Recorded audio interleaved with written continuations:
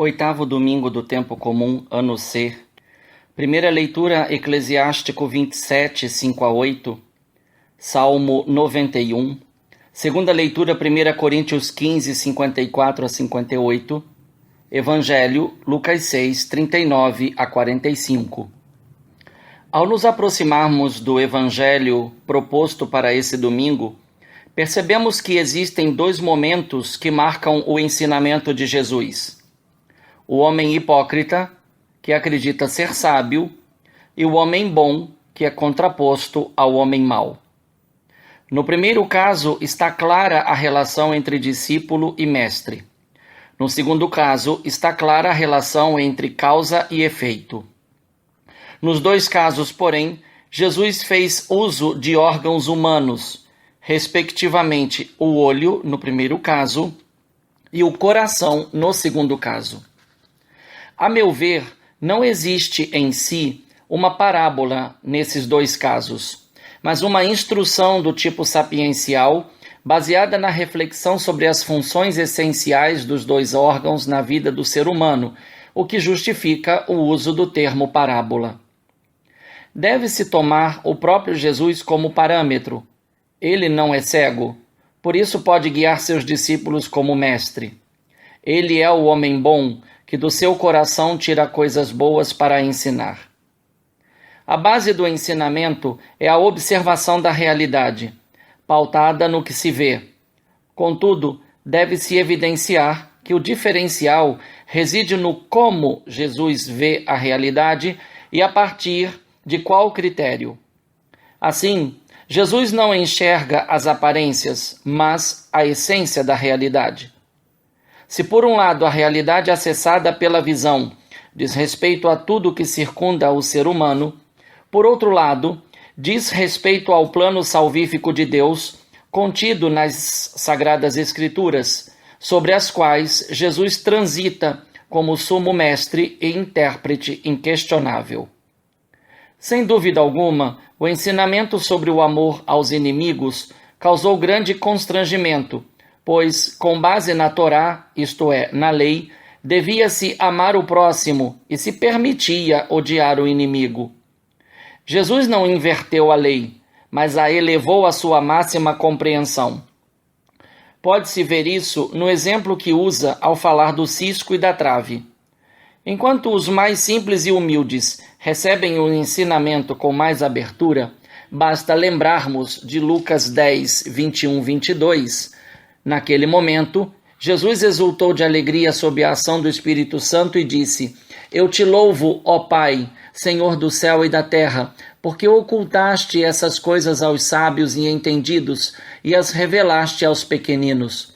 Sim, ó Pai, porque assim foi do seu agrado. Tudo me foi entregue por meu Pai, e ninguém conhece quem é o Filho senão o Pai, e quem é o Pai senão o Filho, e aquele a quem o Filho o quiser revelar. Esses mais humildes são representados pelos que têm o cisco no olho, isto é, algo mais simples de se tirar. Em contrapartida, os mais orgulhosos e arrogantes não recebem com abertura o ensinamento de Jesus e são representados pelos que possuem a trave nos olhos. É importante notar que em Mateus 15, 14, esse mesmo ensinamento foi aplicado aos fariseus, ao passo que Lucas o aplica aos discípulos, porque correm o risco de serem chamados de hipócritas e porque também podem se comportar como os fariseus diante dos ensinamentos de Jesus. Um particular: quem tem o cisco necessita do próximo para tirá-lo, mas quem tem a trave deve ele próprio retirar a trave para que possa ajudar a tirar o cisco do olho do irmão. Diante disso, não consigo deixar de pensar nos que se dedicam quase com exclusividade na missão exegética e de perscrutar as Escrituras. Como é fácil cairmos na hipocrisia de pensarmos que detemos a melhor explicação do texto. Que ruína podemos provocar na mente e no coração dos irmãos que nos ouvem ou leem nossos estudos bíblicos. O mesmo cada ministro da palavra deve considerar quando faz a pregação. É triste quando o orgulho e a vaidade tomam conta da mente e do coração.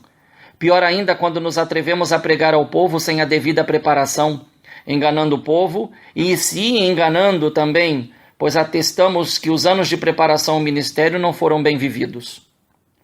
Todo banquete requer acurada preparação, requinte das comidas e bebidas, bom gosto nos detalhes, sem os quais não se faz uma devida apreciação. E sabemos que para nós não há maior, melhor e mais saboroso banquete que o pão da palavra e o pão da Eucaristia. Além disso, não basta refinar o cardápio, é preciso preparar devidamente os comensais, isto é, o povo de Deus, para que saiba degustar as iguarias do banquete que Deus nos oferece na Santa Eucaristia. Se o irmão que tem o cisco necessita do próximo para retirá-lo, embora possa até retirá-lo sozinho, quem tem a trave se encontra diante do que é mais fácil, porque é maior e mais visível. Mas, como são realidades espirituais e de foro íntimo, necessitam da revisão das atitudes, segundo o ensinamento de Jesus, ouvido no domingo passado, diante de quem erra. Sede misericordiosos como vosso Pai é misericordioso. Não julgueis e não sereis julgados. Não condeneis e não sereis condenados. Perdoai e sereis perdoados. Dai e vos será dado. As atitudes do Pai devem ser vistas no Filho e precisam ser perpetuadas na história pelos discípulos. Com base nisso, pode-se proceder com a avaliação. Toda árvore é reconhecida pelos seus frutos. Podemos evocar aqui as duas árvores mais apreciadas na Bíblia e que servem de abertura para a mesma, a árvore da vida e a árvore do conhecimento do bem e do mal. A primeira estava no meio do jardim do Éden, e próxima dela estava a árvore do conhecimento do bem e do mal. Gênesis 2:9. A árvore da vida a comparo ao Verbo divino, pelo qual Deus Pai, na unção do Espírito Santo, deu vida a todas as coisas. Tudo foi feito por ele, e nada foi feito daquilo que foi feito. João 1:3. Porque nele foram criadas todas as coisas, nos céus e na terra, as visíveis e as invisíveis. Colossenses 1:16.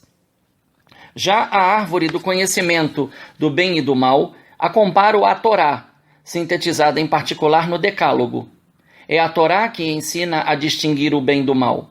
É um caminho pedagógico que foi percorrido até que chegasse à plenitude do tempo e o Verbo divino se encarnasse para dar-se à humanidade, isto é, para dar seu fruto que dá a vida para a humanidade. Vejamos a segunda leitura. Assim se compreende porque, após o pecado, as portas do paraíso foram fechadas e guardadas pelos querubins, a fim de que os progenitores não entrassem e não estendessem as mãos para pegar o fruto da árvore da vida. Isto tinha que acontecer na história como dom, no momento só por Deus determinado, a fim de que o fruto da árvore da vida fosse dado aos homens pela própria árvore da vida, Jesus Cristo. Com a vida devolvida ao ser humano por Jesus Cristo, novo acesso ao Pai foi revelado. Se antes os querubins guardavam a entrada do paraíso, com o evento da encarnação, se tornaram guardiães de cada ser humano habitado por Deus em Jesus Cristo na unção do Espírito Santo. É o que diz Paulo: não sabeis vós que sois templos de Deus e que o Espírito Santo habita em vós? Esta novidade de vida permite compreender melhor as Escrituras e ajuda a avaliar a última máxima: pois a boca fala do que o coração está cheio, versículo 45. Tal máxima concretiza a primeira leitura, tão rica de imagens próximas do Evangelho e que servem também para que o povo de Deus possa avaliar nossas pregações e ações pastorais. Mas é preciso perguntar: que semente temos semeado? Como temos semeado? O quanto temos semeado? Como temos preparado o terreno? Pela interpretação dada para a árvore da vida e para a árvore do conhecimento do bem e do mal, podemos compreender melhor a certeza que o apóstolo Paulo proclama na segunda leitura. Se a morte não tem a última palavra sobre a vida, porque Cristo ressuscitou, então, meus amados irmãos, sede firmes e inabaláveis, empenhando-vos cada vez mais na obra do Senhor, certos de que vossas fadigas não são em vão no Senhor. Que nosso serviço ao Senhor e ao próximo seja marcado pela certeza da imortalidade, mas sem descuidar de que dia e noite estamos vocacionados a manifestar no mundo a fé como conhecimento de Deus, a esperança como alimento diante das vicissitudes e a caridade como comportamento que promove a justiça e a paz. Assim, não só diremos Senhor, Senhor, mas de fato realizaremos a sua palavra.